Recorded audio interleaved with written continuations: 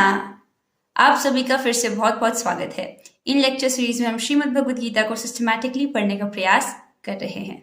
अध्याय 1 श्लोक संख्या 19। सघोषो धातृराष्ट्राणां हृदयानि व्यदारयत् नभश्च पृथिवीं चैव तुमुलोभ्य अनुनादयन्।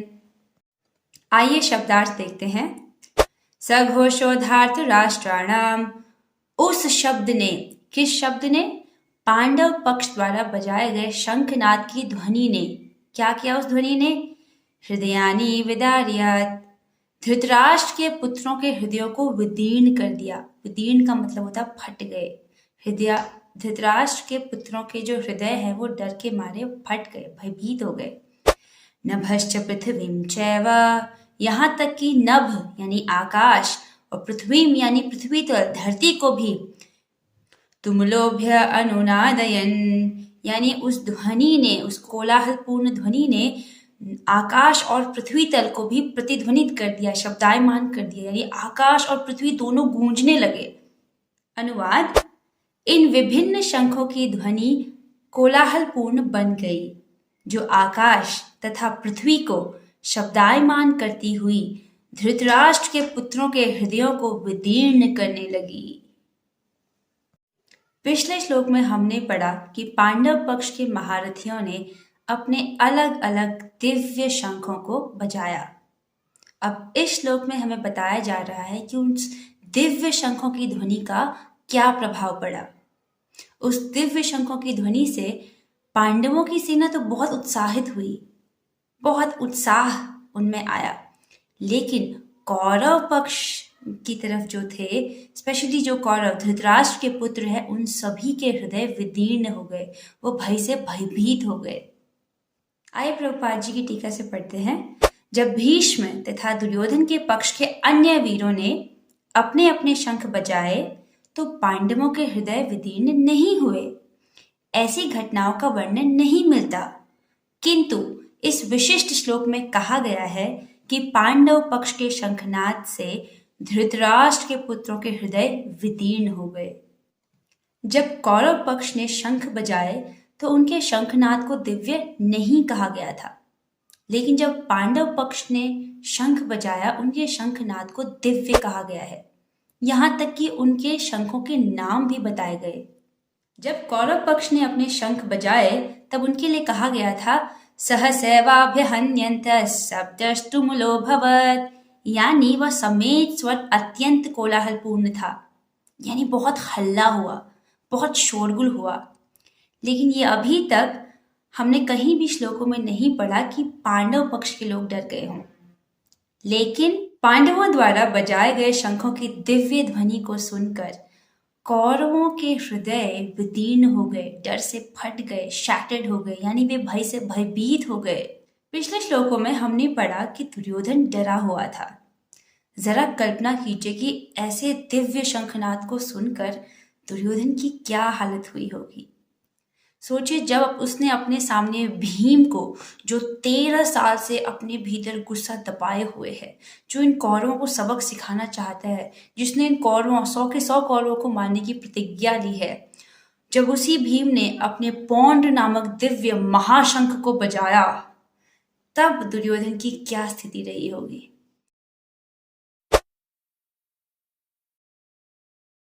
महाभारत के अनुसार दुर्योधन के पास थी 11 अक्षौणी सेना और अर्जुन के पास 7 अक्षौणी सेना।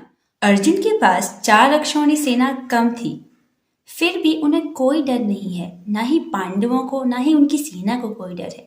देखना होगा, अगर राजा उत्साहित है तो पूरी सेना उत्साहित है, तो पांडव बहुत उत्साहित है, उनकी पूरी सेना उत्साहित है, तो उन्हें डर क्यों नहीं है। जब अर्जुन और दुर्योधन कृष्ण के पास सहायता मांगने आते हैं तो अर्जुन कृष्ण को चुनते हैं और दुर्योधन कृष्ण की नारायणी सेना को। तो कृष्ण अर्जुन से पूछते हैं, तुमने मुझे क्यों चुना? मेरी सेना तो दुर्योधन ले गया, मैं तो हथियार भी नहीं उठाऊंगा। तो अर्जुन उनसे कहते हैं, भले ही आपकी सेना चली गई, लेकिन आप साक्षात मेरे साथ खड़े हैं। मेरी इच्छा थी कि मैं अपने जीवन की बागडोर आपके हाथों में दे दूं, जिस पर कृष्ण कहते हैं, भले ही तीनों लोग तुम्हारे खिलाफ क्यों न हो जाए, फिर भी मैं तुमको हारने नहीं दूंगा। इसका कारण स्वयं पांडव और भगवान कृष्ण में उनका विश्वास है। परमेश्वर की शरण ग्रहण करने वाले को किसी प्रकार का भय नहीं रह जाता, चाहे वह कितनी ही विपत्ति में क्यों ना हो। Wow, it's a big claim. What a big claim. इतनी बड़ी बात बोली जा रही है, डर का परमानेंट सॉल्यूशन दिया जा रहा है। सॉल्यूशन क्या है? चलिए एक बार फिर पढ़ते हैं। परमेश्वर की शरण ग्रहण करने वाले को किसी प्रकार का भय नहीं रह जाता, चाहे वह कितनी ही विपत्ति में क्यों ना हो। आचार्य जन बड़े सुंदर ढंग से गीत के माध्यम से इस बात को बताते हैं। भजहूँ रे मन श्री नंद नंदन, अभय चरणारविंद रे। जिसे अभय चाहिए वो नंद नंदन श्री कृष्ण के अभय चरणारविंद का भजन करे। भगवान का भजन करेंगे तो क्या प्रॉब्लम्स नहीं आएंगी? नहीं, प्रॉब्लम्स आएंगी, लेकिन हर प्रॉब्लम में कृष्ण आपके साथ होंगे और उस प्रॉब्लम से लड़ने का, बाहर निकलने का सामर्थ्य कृष्ण देंगे। जैसे पांडवों की लाइफ में बहुत प्रॉब्लम्स आई। चलिए पांडवों की माता महारानी कुंती के पर्सपेक्टिव से देखते हैं। महारानी कुंती के पति राजा पांडु की मृत्यु बहुत कम आयु में हो गई थी, यानी बहुत कम आयु में ही माता कुंती विधवा हो गई थी। तब उनके 5 पुत्र, पांचों पांडव बहुत छोटे थे। लेकिन बार बार दुर्योधन यही षड्यंत्र रचता था अपने भाइयों के साथ कि किस प्रकार इन पांडवों को मारा जाए। यहाँ तक कि उसने एक बार लाक्षागृह में महारानी कुंती समेत उनके 5 पुत्रों को जिंदा जलाने का प्रयास किया। वे लोग किसी प्रकार वहां से बच गए। उनकी बहू द्रौपदी के साथ भरी सभा में इतना बुरी तरीके से अपमान किया गया। उनके पुत्र युधिष्ठिर से उसका सारा राजपाट छल कपट से छीन लिया गया और उनके 5 पुत्रों को बहू समेत 13 वर्ष के वनवास में उन सभी को जाना पड़ा। इन सब के बाद भी महारानी कुंती श्री कृष्ण से क्या प्रार्थना करती हैं?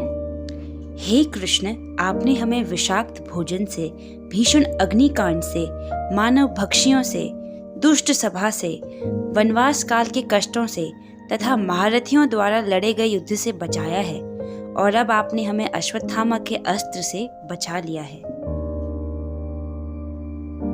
मैं चाहती हूँ कि ये सारी विपत्तियां बारंबार आएं, जिससे हम आपका दर्शन पुनः पुनः कर सकें, क्योंकि आपके दर्शन का अर्थ यह है कि हमें बारंबार होने वाले जन्म तथा मृत्यु को नहीं देखना पड़ेगा।